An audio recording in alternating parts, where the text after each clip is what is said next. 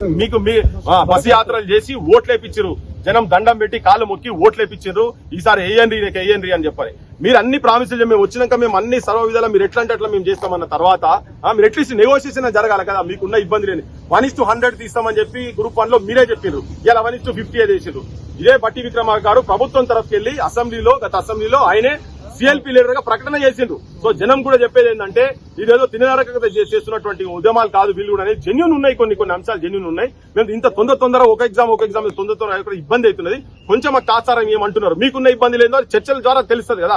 కనీసం మీరు ఎవరిని కూర్చోబెట్టి మాట్లాడినరు, ఒక టీం అన్న ఫామ్ కావాలి కదా. మీకు సోయి లేకుంటే ఎవరన్నా మీకు నచ్చిన వాళ్ళతో మాట్లాడేందుకు ఏంది ఒక ఎక్కడో దగ్గర కూర్చొని ఒక ఊడంబడిక జరగాలి కదా. ఒక చర్చల ద్వారా జరుగుతుంది, డైలాగ్ ఉండాలి. నువ్వు ఏది పడుతుంది మీ ఇష్టం వచ్చినట్టు మూర్ఖంగా డిసిషన్ తీసుకొని నేను పట్టించుకోను, ఏమైతుంది మేము హాల్ టికెట్లు ఇస్తున్నాము, ఈ ఒక్కసారి ఇంటే ఇంకెప్పటికి వినాల్సి వస్తుంది అనే ధోరణి మీకు తలకాయలేకుంటే అట్లుండదు. ఇప్పుడు ప్రభుత్వాలు అట్లా నడవాయి, మీకు బేసిక్ అడ్మినిస్ట్రేషన్ కూడా నాకు తెలుస్తలేదు. మీకు మీ కాళ్ళు మీరు కూర్చున్న కొమ్మను మీరే గులగొట్టుకుంటారు. కాంగ్రెస్ చెప్పదలుచుకున్నాము, మీ మీద విపరీతమైన వ్యతిరేకత వస్తున్నది. మీకు ఎవరు చెప్తున్నదో సోయికి రాంది. మీరు ప్రభుత్వం సంబంధించిన పెద్దలకు, కేబినెట్ మంత్రులకు కావచ్చు, లేకుంటే ఏంటి దేశీ వాయిదా వేయమంటున్నారు.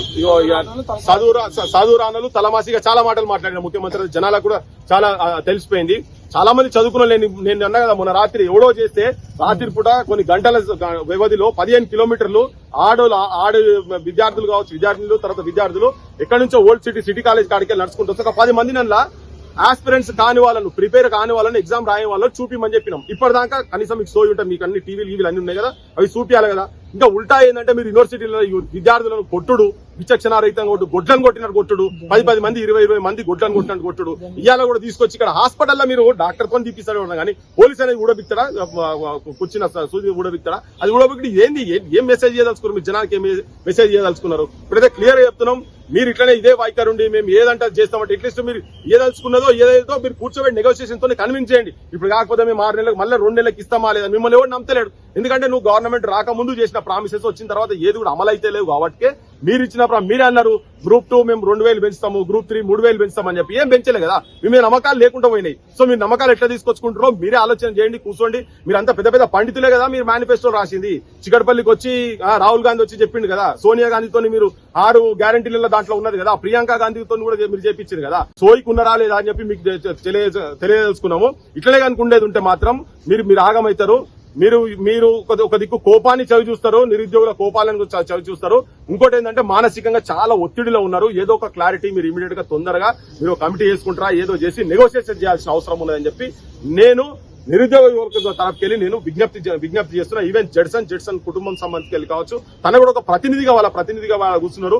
ఇలా విద్యార్థులు చాలా మంది మేము కూర్చుంటామంటే మీరు కూర్చోకండి, ఇది పోతే ఇంకెటో పోతుంది, కానీ 4 రోజులు ఆగండి అని చెప్పి మళ్ళీ ఓపికగా మేము ఆపాల్సిన సిచ్యువేషన్ వస్తున్నది. ఆత్మహత్యలో పాటుపడతాం. ఇట్లయితేనే ఇంటర్ కావచ్చు అని ఒక పిల్లగాడు నాకు కొద్దిగా ఫోన్ చేసి వరంగల్కి వెళ్ళి ఫోన్ చేసి, అన్న ఇక మేము ఆత్మహత్యలు చేసుకుంటాము, ఇట్లయితేనే ఇంటర్ ఈ గవర్నమెంట్, కేంద్రం కూడా గతంలో ఉన్నటువంటి ప్రభుత్వాలు తెలంగాణ కూడా ఆత్మహత్యలతో ఇచ్చింది కాబట్టి మేము చేసుకుంటామని. అటువంటి వాటికి మీరు పోకండి దయచేసి, కొట్లాడేందుకు మేము ఉన్నాము, గట్టిగా కొట్లాడదాం, ప్రభుత్వాలతో మాట్లాడదాము.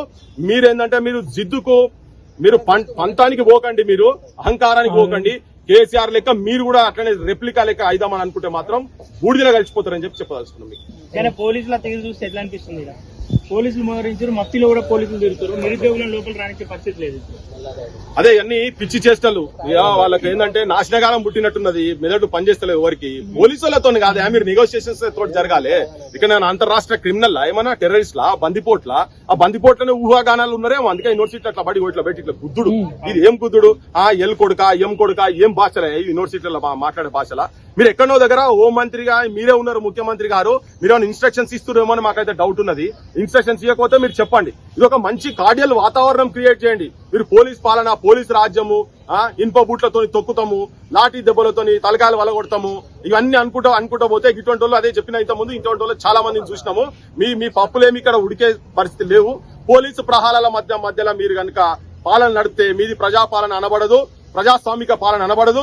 మీరు రాజ్యాంగం బుక్కు చేతులు పట్టుకొని పోజులు కొట్టుకుంటా బొమ్మలు తిరిగి ప్రమాణ స్వీకారం చేసినప్పుడు ప్రజాపాలన అని చెప్పని ప్రజాస్వామిక ప్రజాపాలన అని పెద్ద బోర్డులు పెట్టుకున్నాడు కాదు మీరు చేసేది. మీ పాలనను చూపించాలి అటువంటిది. అందుకనే పోలీసులు కాదు, వీళ్ళు చెప్తే ఎవరు చెప్తే వింటారు, ఏం మాటలు చెప్తే వింటారు, ఏం ప్రామిసెస్ చేస్తారు ఏందనేది మీరు నెగోషియేషన్స్ ద్వారా, చర్చల ద్వారా జరగాల్సిన అవసరం ఉన్నది.